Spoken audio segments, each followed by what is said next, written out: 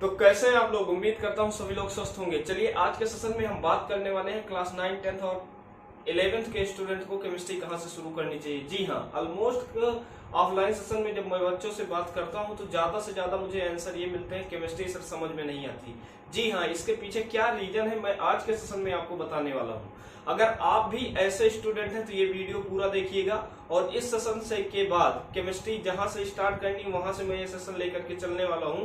तो केमिस्ट्री का एक ऐसा सेशन मैं लेकर के आपके लिए आया हूं जहां को केमिस्ट्री को आप बेसिक से पढ़ सकते हैं। आप 9th में हो, 10th में हो, 11th में हो, केमिस्ट्री की अगर शुरुआत कर रहे हैं और केमिस्ट्री के बारे में आपको कुछ नहीं आता तो आप इस सेशन से शुरू करिए। चलिए थोड़ी सी बात कर लेते हैं, ऐसा क्यों बच्चों के मन में आता है कि उनको केमिस्ट्री समझ में नहीं आती है, क्या रीजन है इसके पीछे, आइए समझने की बात करते हैं। सबसे पहले अगर मैं केमिस्ट्री की बात करूं, केमिस्ट्री बोले तो जिसको आप कहते हो रसायन विज्ञान, क्या बोलते हो, रसायन विज्ञान कहते हो। तो ये जो केमिस्ट्री है, इस केमिस्ट्री में हम किसके बारे में पढ़ते हैं तो आप सभी लोगों को पता है। केमिस्ट्री में हम स्टडी करते हैं मैटर के बारे में, बोले तो हम लोग स्टडी करते हैं किसके बारे में, द्रव्य के बारे में बात करते हैं। अब ये जो द्रव्य है, इस द्रव्य का निर्माण किससे हुआ है तो आपको पता है द्रव्य का निर्माण होता है परमाणु से, या फिर इसी को हम लोग क्या बोलते हैं, इसी को हम लोग कहते हैं एटम से हुआ है। किससे हुआ है, एटम से हुआ है। अब बात आती है 9, 10 और 11th के बच्चों के साथ समस्याएं कहाँ है, क्यों उनको केमिस्ट्री समझ में नहीं आती। जी हाँ, समझिए। अगर मैं बात करता हूँ क्लास 9th की, तो 9th में अब जरा देखो, केमिस्ट्री में हम स्टडी किसके बारे में करेंगे, द्रव्य के बारे में पढ़ेंगे और द्रव्य का निर्माण किससे हुआ है, परमाणु से हुआ है। अगर क्लास 9th की मैं बात करूं तो क्लास 9th में पहला ही चैप्टर हमारे पास आता है मैटर। क्या आता है, मैटर। मतलब पहला ही चैप्टर केमिस्ट्री का क्या है, द्रव्य है। क्लास 9th का पहला चैप्टर केमिस्ट्री का क्या है, द्रव्य है। अब यहाँ पे हम क्या करते हैं, द्रव्य के भौतिक और रासायनिक गुणों का अध्ययन करते हैं, द्रव्य का वर्गीकरण करते हैं, द्रव्य की जो बेसिक प्रॉपर्टीज है वो सारी चीजें यहाँ पे डिस्कस करते हैं। इसी 9th का दूसरा चैप्टर होता है atoms and molecules. Atoms and molecule मतलब जो आपकी केमिस्ट्री आप आज जा करके 10th या 11th में शुरू करना चाहते हैं वो बेसिकली केमिस्ट्री स्टार्ट हो गई है 9th में ही। और 9th में हम लोग इतना सीरियस होते नहीं, 9th में हम लोग इतना सीरियस पढ़ाई को लेकर होते नहीं, इसलिए मुझे ये चैप्टर वहां पे समझ नहीं आता या फिर हम इसको पढ़ते ही नहीं है। अब बात आती है जब हम 10th में जाते हैं तो 10th में हमारा पहला चैप्टर आता है केमिकल रिएक्शन एंड इक्वेशन। पहला ही चैप्टर हमारा आता है केमिकल रिएक्शन एंड इक्वेशन, रासायनिक अभिक्रियाएं और समीकरण। 9th में तो हम सीखते हैं द्रव्य है क्या, जिसको हमें केमिस्ट्री में पढ़ना है। तो केमिस्ट्री वो चाहे 9th की हो, 10th की हो, 11th की हो या 12th की हो, हमें सिर्फ उसमें किसके बारे में पढ़ना होता है, द्रव्य के बारे में पढ़ना होता है। और द्रव्य मिलकर के किससे बना है, परमाणुओं से मिलकर के बना है ना मेरे भाई। तो इसके कहने का मतलब केमिस्ट्री चाहे 9th की हो, 10th की हो, 11th की हो, 12th की हो, वहां पे हमें किसके बारे में स्टडी करना है, द्रव्य के बारे में बात करनी है। अब द्रव्य डिफरेंट टाइप्स के हो सकते हैं, उनकी सिलेबस ब्रॉड हो सकता है, विस्तृत हो सकता है, लेकिन पढ़ना तो हमें बेसिकली कंसेप्ट किसके बारे में, द्रव्य के बारे में। और द्रव्य का हमें बेसिक कंसेप्ट का आइडिया ना होने की वजह से हमें केमिस्ट्री में समस्याओं का सामना करना पड़ता है। जैसे 9th में अगर हम मैटर को अच्छे से पढ़े, एटम्स एंड मॉलिक्यूल्स को अच्छे से पढ़े होंगे, तभी तो आपको 10th में केमिकल रिएक्शन समझ में आएगी, रासायनिक अपक्रियाएं समझ में आएंगी, रासायनिक अपक्रियाओं को रिप्रेजेंट करने का तरीका जो रासायनिक समीकरण है वो समझ में आएगा, फिर तो आप केमिकल रिएक्शन को बैलेंस कर पाएंगे। लेकिन 9th में जब आप इसको सीरियसली पढ़ते नहीं तो 10th का ये चैप्टर आपका क्या हो जाता है, आपके दिमाग से हट जाता है। अब उसी बीच आ जाता है आपका बोर्ड का एग्जाम, तो आप रट रट के आप 10th को क्या कर लेते हैं, पास कर लेते हैं। और जब आप तो 11th में जाते हो, जैसे आप 11th में जाते हो तो 11th के केमिस्ट्री का फर्स्ट चैप्टर आता है basic concept of chemistry. Basic concept of chemistry, some basic concept of chemistry आ जाता है, जिसमें हम क्या करते हैं, जो 9th में मैटर की प्रॉपर्टीज पढ़े और 12th में जाकर के 10th में जाकर के केमिकल रिएक्शंस के बारे में स्टडी किए, उन पे बेस्ड जो क्वेश्चन है, जो न्यूमेरिकल है, बेस्ड जो आपके क्या है न्यूमेरिकल्स हैं, उनके बारे में हम स्टडी करना शुरू कहां करते हैं, क्लास 11th में शुरू करते हैं। लेकिन हमें तो 9th ही नहीं आता, तो 10th हमने रट रट के पढ़ा है, तो हम रट रट के इतना थक जाते हैं कि 11th में पहुंचते ही जैसे ये चैप्टर मेरे सामने आता है, केमिस्ट्री से हम उब चुके होते हैं, वो कहते हैं केमिस्ट्री मुझे समझ में नहीं आई। तो आपको समझ आ गया कि इसके पीछे का रीजन क्या है, क्योंकि हमने बेसिक ही नहीं पढ़ा है। तो यहाँ पे केमिस्ट्री की एक सबसे अच्छी खूबसूरत बात यह है कि केमिस्ट्री जो है एक दूसरे से रिलेटेड है। अब ये द्रव्य का निर्माण परमाणु से हुआ है, तो सबसे पहले परमाणु के बारे में सब जान लेते हैं, फिर परमाणु से अणु कैसे बना उसके बारे में जान लेते हैं, फिर पूरा द्रव्य पढ़ लेते हैं, फिर केमिस्ट्री आपको समझ में आने लगेगी। लेकिन ये सारी चीजें की कह सकते हो कमी होने की वजह से, हमारा फाउंडेशन वीक होने की वजह से हमें केमिस्ट्री समझ में नहीं आती। अब आज के सेशन में मैं बात करता हूं कि हमको केमिस्ट्री स्टडी कैसे करनी है। आप 11th में पढ़ रहे हैं, 9th में या 10th के स्टूडेंट हैं, आपने आज तक कभी केमिस्ट्री नहीं पढ़ी तो इससे लेना देना नहीं है। आज के बाद केमिस्ट्री आपको समझ में आएगी, ये मेरी गारंटी। ठीक है, तो मैं जैसे बता रहा हूं उसी तरीके से आपको नोट्स बनाते हुए हमारे साथ चलने हैं और बढ़िया तरीके से केमिस्ट्री की स्टडी करनी है। चलो, हमने क्या कहा, केमिस्ट्री में हम किसके बारे में पढ़ेंगे, मैटर के बारे में पढ़ेंगे, द्रव्य के बारे में पढ़ेंगे। और द्रव्य का निर्माण किससे हुआ है, परमाणु से हुआ है। अब ये मान लेता हूं मेरा एक द्रव्य का है, ये मान लेते हैं द्रव्य क्या है, वो सारी चीजें, द्रव्य को अगर आप डिफाइन करते हो तो क्या होता है द्रव्य। द्रव्य का मतलब वो सारी चीजें जिसमें क्या है, द्रव्यमान है, और जिसमें द्रव्यमान है वो क्या करेगा, स्पेस भी ऑक्युपाई करेगा, जगह भी घेरेगा। स्पेस को क्या करेगा, ऑक्युपाई करेगा, अर्थात जगह भी घेरेगा। तो मान लेते हैं एक पूरा सा क्या है टुकड़ा, एक द्रव्यमान है, एक द्रव्य है, एक क्या है, द्रव्य है। अब इस द्रव्य की अगर मैं बात करूं तो इस द्रव्य का निर्माण किससे हुआ है, तो द्रव्य का निर्माण आप जरा ध्यान से देखेंगे तो द्रव्य का निर्माण भी छोटे छोटे कणों से हुआ है। इस द्रव्य का निर्माण किससे हुआ मेरे भाई, इस द्रव्य का निर्माण ऐसे छोटे छोटे कण हैं जो एक दूसरे से जुड़े हुए हैं। छोटे छोटे कण हैं जो इस द्रव्य में एक दूसरे से क्या है, जुड़े हुए हैं। किसकी वजह से जुड़े हैं, तो एक आकर्षण बल की वजह से जुड़े हैं, एक आकर्षण बल की वजह से जुड़े हुए हैं, एक आकर्षण बल की वजह से एक दूसरे से क्या है, जुड़े हुए, एक दूसरे से, एक आकर्षण बल की वजह से एक दूसरे से जुड़े हुए हैं। ये जो छोटे छोटे कण है ना, इन्हीं छोटे छोटे कणों को, छोटे छोटे कणों को हम क्या कहते हैं भाई, परमाणु कहते हैं। क्या कहते हैं, परमाणु कहते हैं। जैसे ये मेरा एक चौक है, मैंने एक चौक का मान लो एक चौक, एक पीस चौक लेते हैं, ठीक है ना। तो इस एक पीस चौक को अगर मैं तोड़ू तो देखो ये कुछ गिर रहा है, ये देखो कुछ गिरा कि नहीं गिरा। इसका मतलब ये चौक जो बना है ये भी छोटे छोटे कण से मिलकर के बना। ये देखो गिर रहा है ना कुछ, तो इसका मतलब ये भी छोटे छोटे कण से मिलकर के बना। ये छोटे छोटे कण है ना, इन्हीं छोटे छोटे कणों को क्या बोला गया, परमाणु बोला गया। लेकिन जब यही कण एक दूसरे से जुड़ गए तो जुड़ने के साथ एक देखो नई चीज बन गई। इसी नई चीज को क्या कहते हो, इसी नई चीज को हम द्रव्य कहते हैं, क्योंकि इसमें मास है। अब इसको हाथ में रखोगे तो यह स्थान भी घेर लेगा, सही है कि नहीं, तो यह स्थान भी घेरता है। तो द्रव्य क्या है, वो सारी चीजें जो स्थान घेरती हैं और जिनमें क्या होता है, भार होता है, वही सभी क्या है, द्रव्य है। वही सब क्या है, द्रव्य है। अब इन द्रव्य का निर्माण क्या हुआ, छोटे छोटे कण से हुआ है। और ये छोटा छोटा कण क्या कहलाता है, परमाणु कहलाता है। क्या कहलाता है, परमाणु कहलाता है।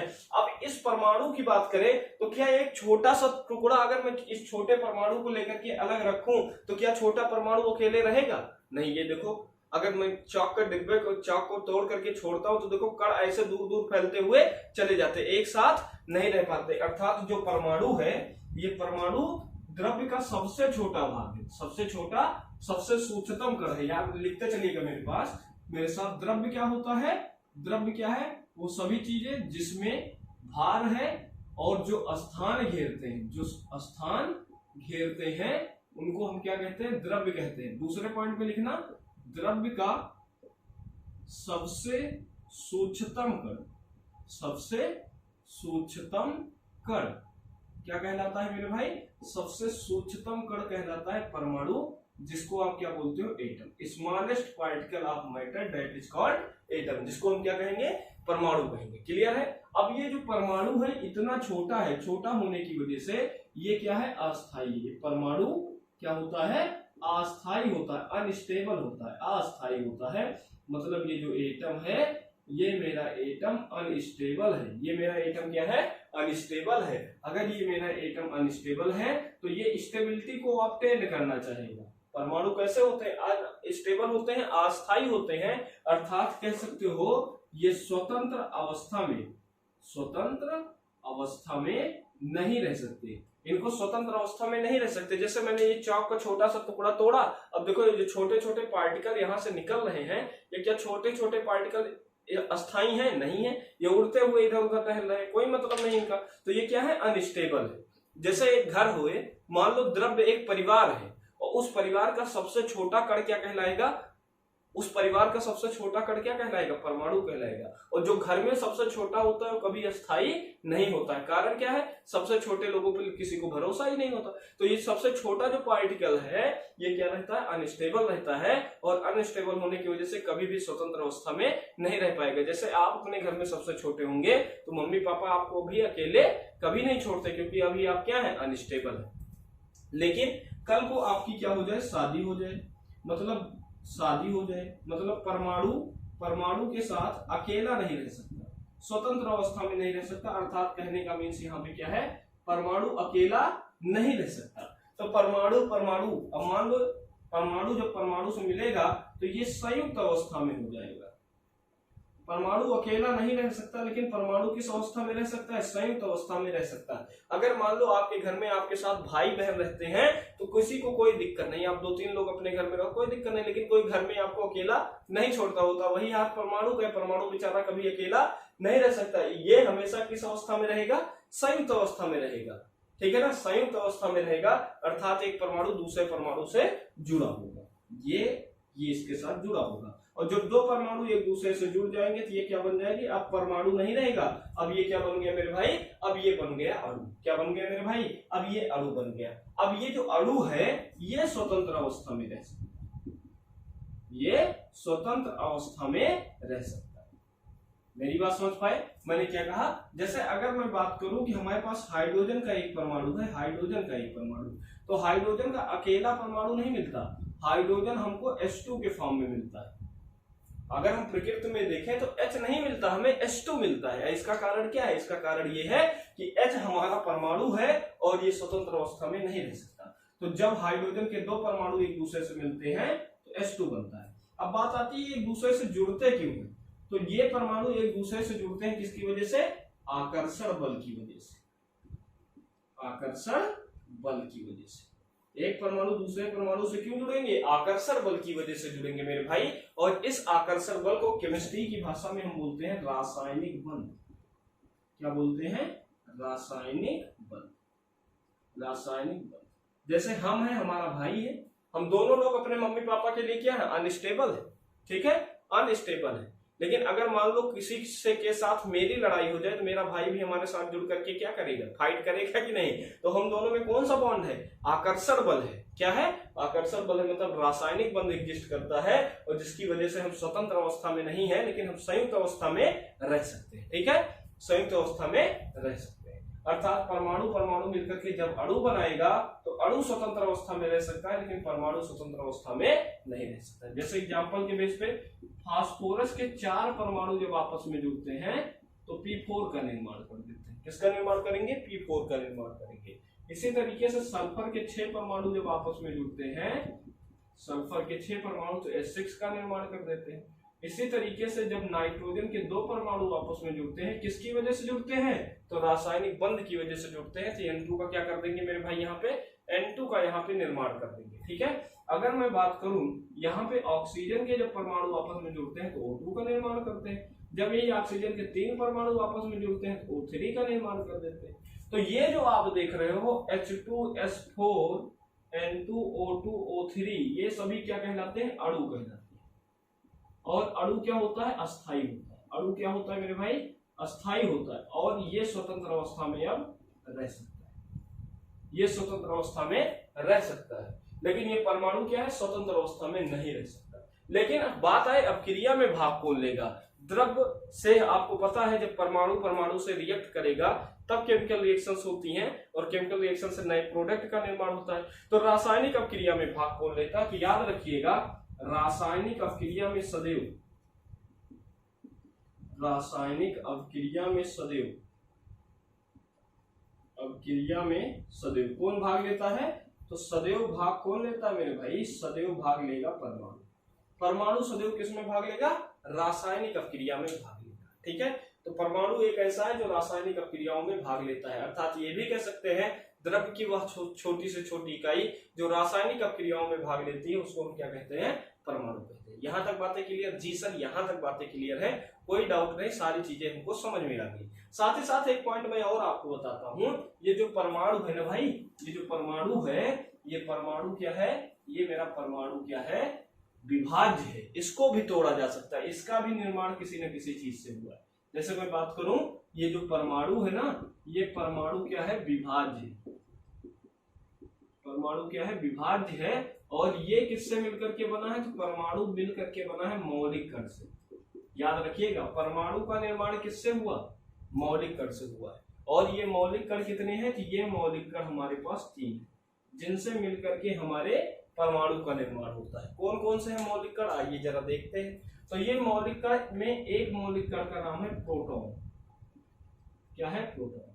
एक का नाम होता है इलेक्ट्रॉन, एक का नाम क्या है, इलेक्ट्रॉन। और दूसरे का नाम क्या है मेरे भाई, दूसरे का नाम है न्यूट्रॉन। तो ये प्रोटॉन जो है, प्रोटॉन हमेशा धनावेशित होता है। धनावेशित कौन था, इसमें धनावेश है। इस पे क्या होता है, ये ऋणावेशित होता है। और ये कैसा होता है मेरे भाई, ये होता है उदासीन, ये होता है उदासीन। अब बात आती है प्रोटॉन पे कितना आवेश होता है। तो प्रोटॉन को रिप्रेजेंट किया जाता है पी से। किससे रिप्रेजेंट करोगे, पी से। और इलेक्ट्रॉन को किससे रिप्रेजेंट करोगे, e की पावर -1 से। किससे, e की पावर -1 से। और प्रोटॉन को किससे रिप्रेजेंट करोगे, न्यूट्रॉन को किससे रिप्रेजेंट करोगे, n की पावर 0 से। n की पावर 0। अब देखो, ये प्रोटॉन को एक और तरीके से रिप्रेजेंट किया जा सकता है, e की पावर +1 भी अगर लिख दोगे तो जितना इलेक्ट्रॉन पे माइनस आवेश है उतना ही प्रोटॉन पे प्लस आवेश है। तो p से लिखो या e की पावर +1 से लिखो, दोनों का मतलब यही है। तो एक प्रोटॉन पे कितना आवेश होता है, तो 1.6 × 10⁻⁻19 कूलम का आवेश होता है। सिमिलरली एक इलेक्ट्रॉन पे कितना आवेश होता है, माइनस का 1.6 × 10⁻⁻19 कूलम होता है। और नाइट्रो, इस पे कह सकते हो, ये तो कैसा होता है, ये जो न्यूट्रॉन है ये हमारा क्या होता है, उदासीन होता है। क्लियर है यहाँ तक। मतलब जितना प्रोटॉन धनात्मक है उतना ही इलेक्ट्रॉन क्या है मेरे भाई, ऋणात्मक। अर्थात दोनों के आवेश बराबर हैं मैग्नीट्यूड में, लेकिन दोनों के आवेश बराबर है मैग्नीट्यूड में, लेकिन अपोजिट है। एक पे प्लस चार्ज है तो दूसरे पे क्या है, माइनस चार्ज है। क्लियर, जी सर क्लियर। अब बात आती है प्रोटॉन की खोज किसने की। तो प्रोटॉन की खोज क्या, डिस्कवरी क्या श्रेय जाता है रदरफोर्ड। इलेक्ट्रॉन की डिस्कवरी किसने की, तो जे टॉमसन नामक साइंटिस्ट ने इसकी क्या की थी, डिस्कवरी की। न्यूट्रॉन की खोज किसने की, तो विलियम चैडविक ने क्या की थी, न्यूट्रॉन की खोज की थी। मेरी बातें क्लियर है। सबसे ज्यादा भारी, अगर प्रोटॉन के द्रव्यमान की बात करें तो प्रोटॉन का द्रव्यमान होता है 1.673 10⁻⁻24 kg। कितना आएगा,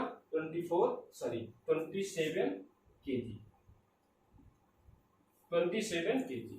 और जब ग्राम में लिखोगे, ग्राम में लिखने की जरूरत होगी 10⁴ हो जाएगा और 24 हो जाएगा।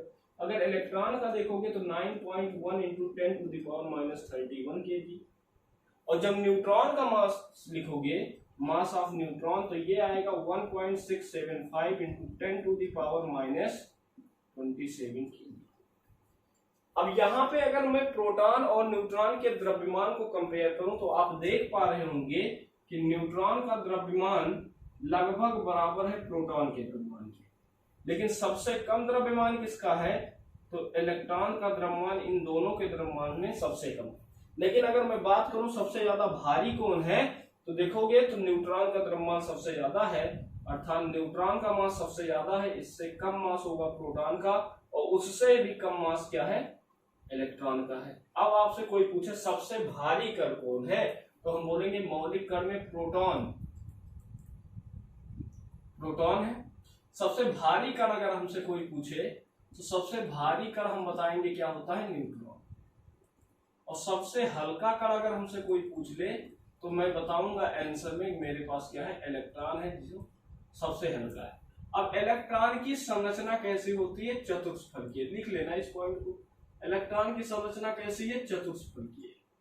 ये सारे पॉइंट जो है बेसिक है, इनको हमें आना चाहिए। अगर ये हमको आते हैं फिर मुझे दुनिया की कोई ताकत केमिस्ट्री को समझने से रोक नहीं सकती। मैंने क्या क्या बताया, एक बार फिर से रिकॉल कर लेते हैं सारी चीजों को। मैंने कहा कि केमिस्ट्री में द्रव्य के बारे में पढ़ते हैं, द्रव्य का निर्माण परमाणु से हो। अब परमाणु के बारे में स्टडी मैंने करना शुरू किया तो द्रव्य का सबसे छोटा कण होता है जो अस्थायी है, अस्थायी का मतलब कभी स्वतंत्र अवस्था में नहीं रह सकता, अकेला नहीं रह सकता, इसलिए किस अवस्था में रहेगा, संयुक्त अवस्था में रहेगा। संयुक्त अवस्था में रह करके किसका निर्माण करेगा, अणु का निर्माण करेगा। और जब ये अणु का निर्माण करेगा तो किसकी वजह से अणु का निर्माण करेगा, रासायनिक बंध की वजह से अणु का निर्माण करेगा। फिर मैंने बताया परमाणु जो है, परमाणु कैसा होता है, विभाज्य होता है। इसका भी निर्माण 3 मौलिक कण से हुआ है, इलेक्ट्रॉन, प्रोटॉन और न्यूट्रॉन।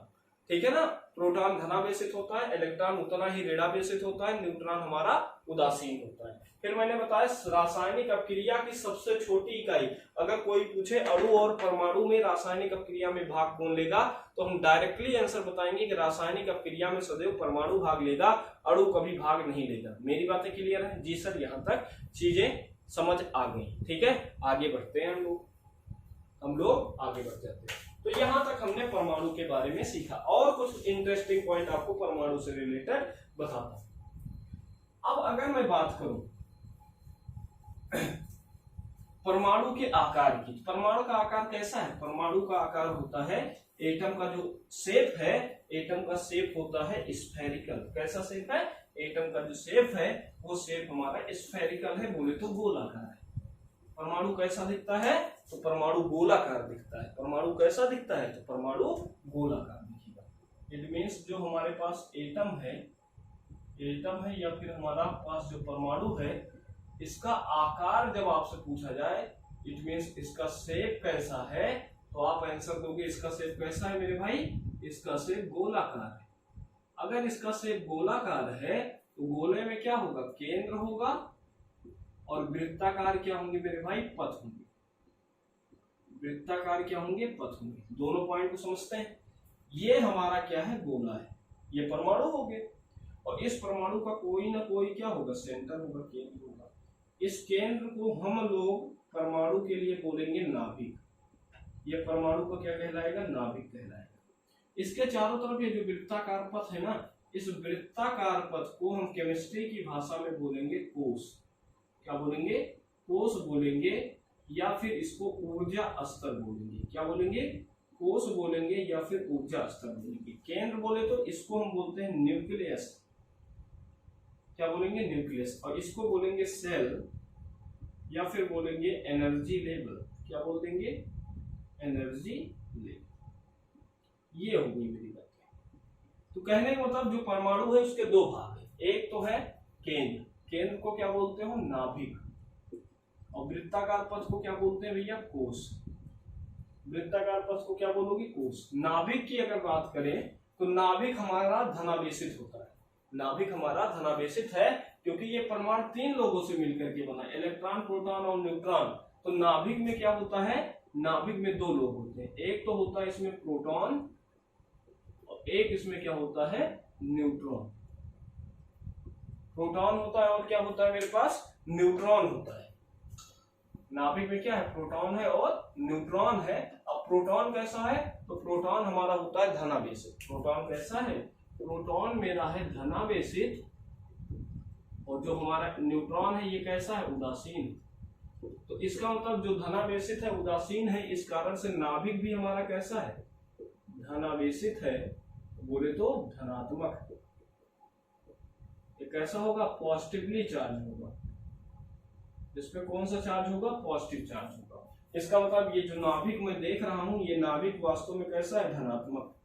ये नाभिक कैसा है, धनात्मक है मेरे भाई, ये नाभिक हमारा धनात्मक है। जी सर, यहां तक समझ आ गया, कोई दिक्कत नहीं सर, अब आगे बढ़िए। ये वृत्ताकार पथ को कहते हैं कोश, और इस कोश में इलेक्ट्रॉन क्या करता है, घूमता रहता है, घूमता रहता है। इलेक्ट्रॉन कैसा रहेगा, घूमता रहेगा।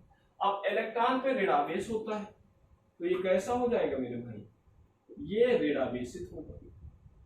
जो पथ है वो कैसा है, ऋणावेशित है। अब जरा गौर से समझाइएगा, ये इलेक्ट्रॉन है ऋणावेशित और ये क्या है, धनावेशित। तो धन और ऋण में आवेश क्या लगता है, आकर्षण बल। क्या लगेगा, इनके बीच में एक आकर्षण बल कार्य करेगा। इस आकर्षण बल को हम क्या बोलेंगे, इस आकर्षण बल को बोलेंगे स्थिर विद्युत की बल बोलेंगे। ठीक है ना, जिसके कारण से इलेक्ट्रॉन और न्यूट्रॉन, इलेक्ट्रॉन और नाभिक एक दूसरे से जुड़े हुए हैं। यहाँ तक क्लियर है? जी सर, यहाँ तक क्लियर है, कोई डाउट नहीं, सब समझ आ गया सर। अब आप आगे बढ़िए। हाँ बिल्कुल, मैं आगे बढ़ता हूँ। अब मैंने एक पॉइंट और बताया था, परमाणु क्या होते हैं? अस्थायी। परमाणु क्या होते हैं? अस्थायी। बोले तो क्या है? अनस्टेबल।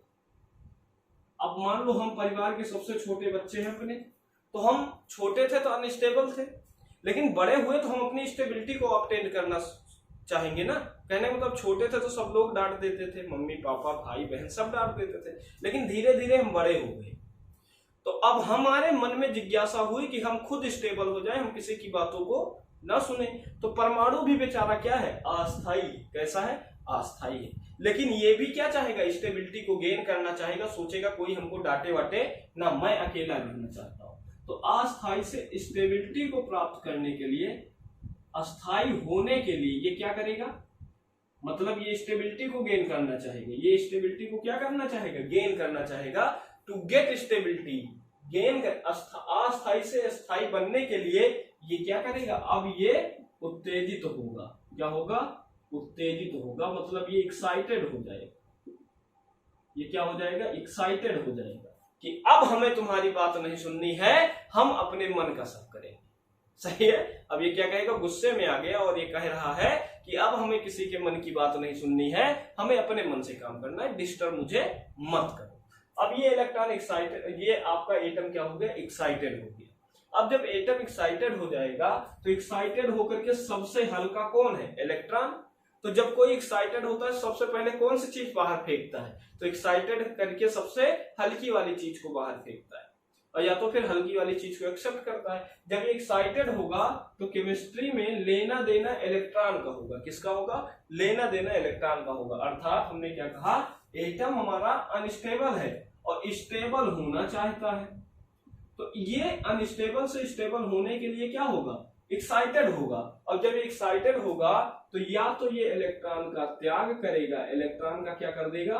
त्याग करेगा। मतलब इलेक्ट्रॉन को क्या करेगा? लूज करेगा, इलेक्ट्रॉन का लॉस करेगा। या तो फिर इलेक्ट्रॉन का क्या करेगा? इलेक्ट्रॉन को ग्रहण करेगा।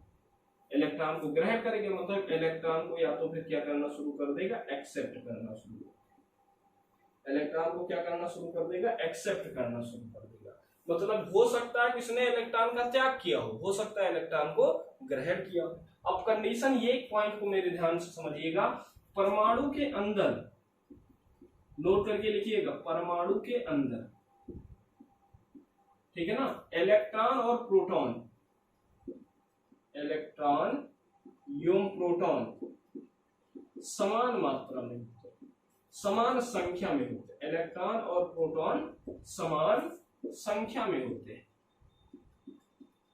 अगर मेरे पास किसी भी परमाणु की बात करूं, अगर किसी भी परमाणु में इलेक्ट्रॉन और प्रोटॉन क्या है? समान संख्या में है, इसी कारण से कह सकते हो, इसी कारण से परमाणु क्या होता है? परमाणु धरातलीय अवस्था पर, ग्राउंड स्टेट पर, धरातलीय अवस्था पर,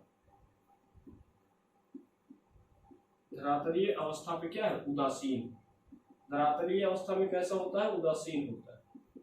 मतलब किसी से ना लेना होता है ना ही किसी को देना होता है। लेकिन जब ये उत्तेजित हुआ तो अब जरा समझो, कहने का मतलब क्या है?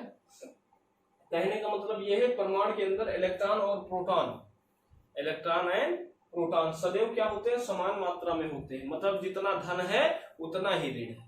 तो जितना धन उतना ऋण होने के कारण से दोनों क्या है? स्टेबल है।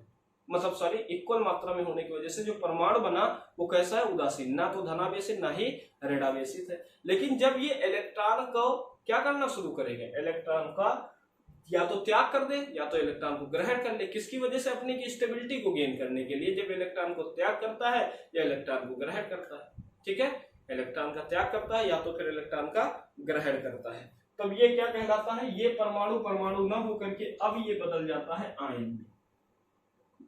अब ये किस में बदल जाएगा?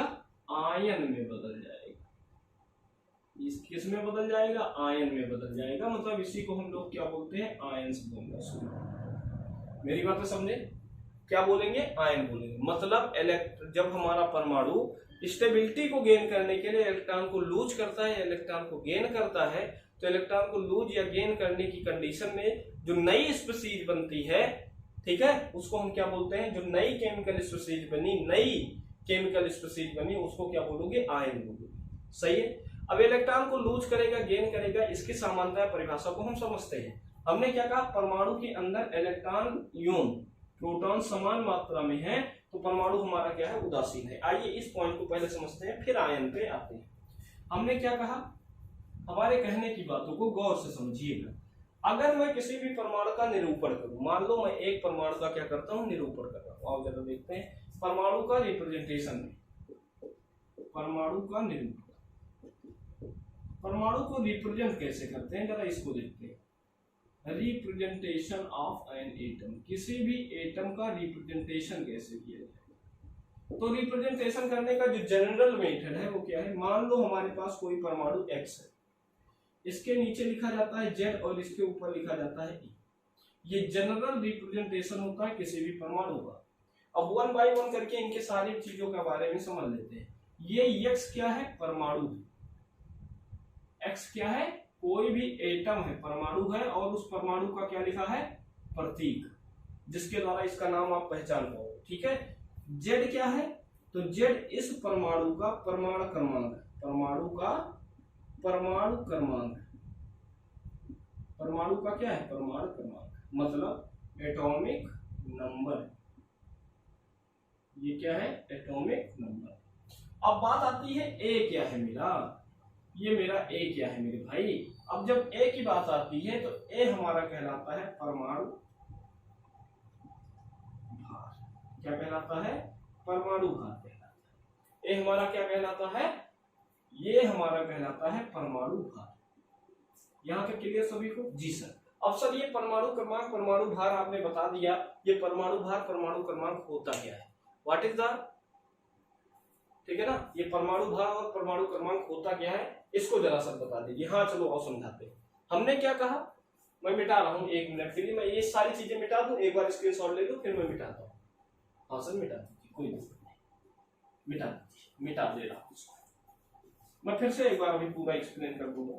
मैंने कहा परमाणु के अंदर इलेक्ट्रॉन और प्रोटॉन सदैव समान मात्रा में होते हैं, मतलब जितना इलेक्ट्रॉन है उतना ही प्रोटॉन है। मतलब परमाणु भार क्या है, और जरा इसको समझते हैं। अगर हमारा परमाणु कैसा है, अगर मेरा परमाणु कैसा है, उदासीन परमाणु बोले तो एटम हमारा कैसा है, एटम हमारा उदासीन है। पहली कंडीशन है, केस फर्स्ट ले लो इसको, केस फर्स्ट करके चलते हैं। अगर परमाणु मेरा क्या है, उदासीन है, मतलब इसने ना तो किसी को इलेक्ट्रॉन दिया है और ना ही किसी को इससे इलेक्ट्रॉन लिया है, तो इन दैट कंडीशन एटम कैसा है, न्यूट्रल है। अगर एटम न्यूट्रल है तो इस कंडीशन में हमें पता है कि प्रोटॉन, परमाणु के अंदर प्रेजेंट प्रोटॉन की संख्या, प्रोटॉन की संख्या इक्वल होगी किसके, इलेक्ट्रॉन की संख्या। प्रोटॉन की संख्या इलेक्ट्रॉन की संख्या के बराबर हो जाएगी। इस कंडीशन में प्रोटॉन की संख्या इलेक्ट्रॉन की संख्या के क्या होगी, बराबर। जैसे एग्जांपल मैं समझाता हूँ, एग्जांपल से समझ लीजिए। मैं एक उदाहरण लेता हूँ, मैंने लिखा C612। अब यहाँ पे मैं पूछूं C क्या है, तो C बेसिकली रिप्रेजेंट कर रहा है, C हमारा कार्बन परमाणु। C क्या है, कार्बन परमाणु। अब जरा देखना, Z की जगह पे क्या लिखा है, Z की जगह पे 6 लिखा है, तो 6 हमारा क्या हो गया, परमाणु परमाणु। तो कार्बन का परमाणु क्रमांक क्या है, 6। एटॉमिक नंबर जिसको बोलते हो, तो कार्बन का जो एटॉमिक नंबर है वो कितना है, 6। क्लियर? हाँ सर, यहाँ तक क्लियर। आगे बढ़िए सर।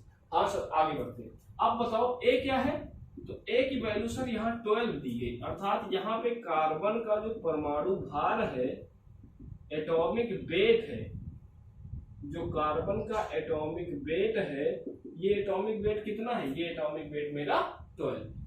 This is clear? हाँ सर यहाँ तक क्लियर, अभी तक कोई दिक्कत नहीं है। अब बात आती है कि परमाणु भार होता क्या है, जरा समझ लेते हैं। ये परमाणु भार जो है ये बेसिकली इक्वल होता है, ये बेसिकली इक्वल होता है किसके, परमाणु भार, किसी तत्व का परमाणु भार, परमाणु क्रमांक पहले देख लेते हैं, किसी तत्व का परमाणु क्रमांक, पहले परमाणु क्रमांक देखो, परमाणु क्रमांक उसमें उपस्थित प्रोटॉन की संख्या के बराबर होता है। परमाणु क्रमांक किसके बराबर होता है, प्रोटॉन की संख्या के बराबर होता है। प्रोटॉन की संख्या के बराबर होता है। अर्थात अगर कार्बन को देखूं तो कार्बन का परमाणु भार कितना था, परमाणु क्रमांक 6 था। अर्थात कार्बन में प्रोटॉन की संख्या कितनी है, तो प्रोटॉन की संख्या कितनी है मेरे भाई, प्रोटॉन की संख्या हो गई सर 6। अगर मैं यहीं पे ऑक्सीजन लिखता O816 तो जरा बताना ऑक्सीजन का परमाणु भार कितना है, परमाणु क्रमांक, तो आप बताते सर यहाँ पे जो परमाणु क्रमांक जा रहा है इसका 8 जा रहा है, कितना जा रहा है 8। इसका मतलब इसमें प्रोटॉन की संख्या कितनी है, अरे सर यहाँ तो इसकी प्रोटॉन की संख्या 8 होगी। लेकिन ये दोनों क्या, इन दोनों पर कोई आवेश दिख रहा है, कोई धन या ऋण चिन्ह दिख रहा है, नहीं दिख रहा है सर। अगर ये धन और ऋण चिन्ह नहीं दिख रहा है इसका मतलब ये किस अवस्था में है, तो ये दोनों परमाणु इस समय कैसे हैं, उदासीन ये भी है और उदासीन ये भी।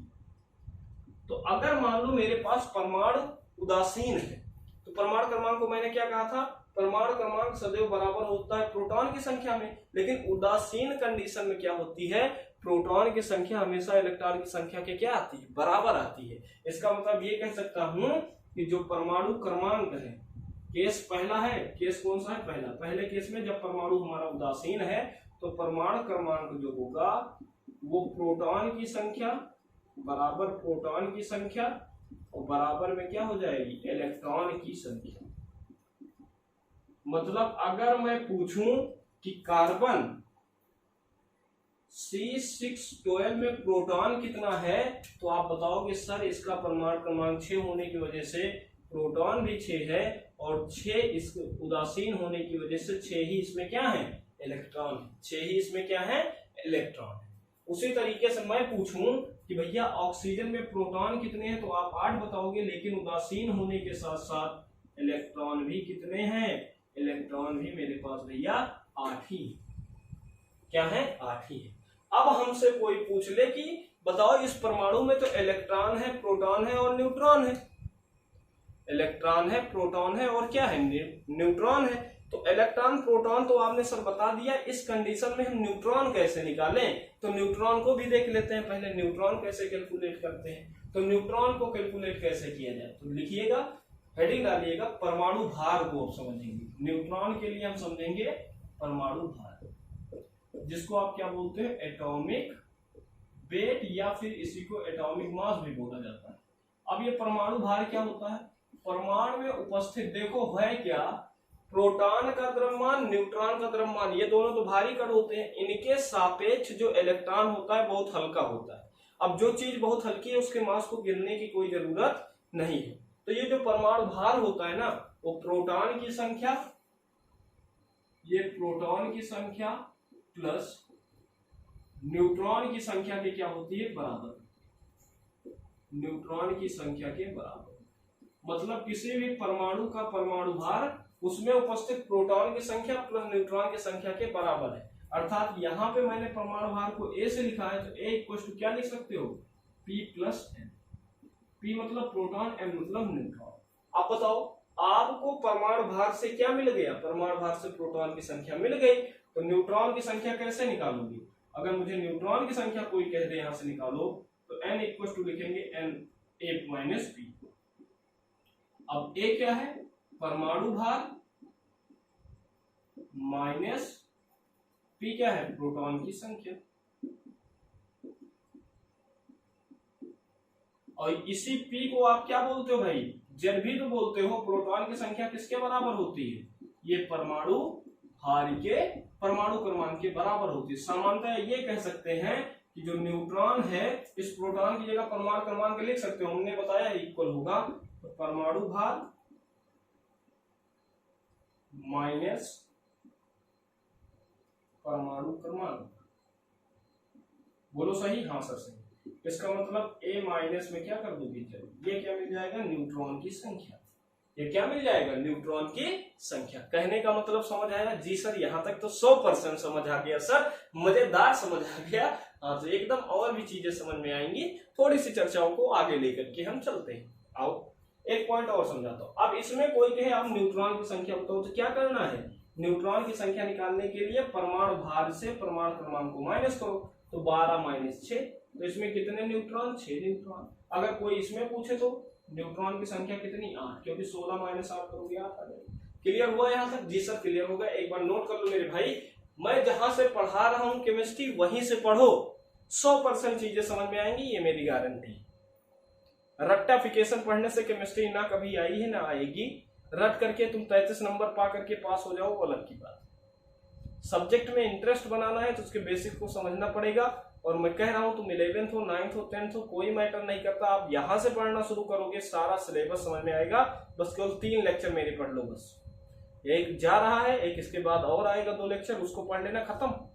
आप 10th में पढ़े हो कि नहीं, 9th में पढ़े हो कि नहीं, इससे नहीं मतलब है, आपको यहां से सारी चीजें क्लियर समझ में आए। ठीक है, तो हमारे साथ आप एक बेहतरीन सी नोट्स बना लीजिए और पढ़ाई करते रहिए। ठीक है, और हमारे व्हाट्सएप नंबर से कांटेक्ट करने के लिए, जुड़ने के लिए आप मेरे नंबर पे मैसेज कर सकते हैं 94292002, जिससे आपको लाइव क्लास की, जो आपकी लाइव क्लास में अटेंड होना चाहते हैं मेरे, तो वो हमारे साथ इस नंबर पे मैसेज कर देंगे और उनको लाइव क्लास का लिंक मिल जाएगा। ठीक है, ये व्हाट्सएप नंबर है, कॉल भी कर सकते हैं जैसा आपको अच्छा लगे। आगे मैं बढ़ जाता हूँ। तो यहां से हमने प्रोटॉन की संख्या, इलेक्ट्रॉन की संख्या, न्यूट्रॉन की संख्या निकालना सीख ली। ठीक है, लेकिन अब बात तो आता है कि जब परमाणु हमारा उदासीन ना हो सक, तो ऐसी कंडीशन में क्या करेंगे, केस नंबर सेकेंड। अब हम क्या पढ़ेंगे, case number second, case number second, case number second. ठीक है, केस नंबर सेकेंड, जब हमारा परमाणु उदासीन ना, क्या लिखोगे, जब हमारा परमाणु उदासीन ना, केस सेकेंड, जब परमाणु उदासीन न, अर्थात ये क्या बन गया हो, आयन। तो आयन के केस में इलेक्ट्रॉन, प्रोटॉन और न्यूट्रॉन को कैसे हम फाइंड करते हैं, इसकी चर्चा हम करेंगे नेक्स्ट क्लास में।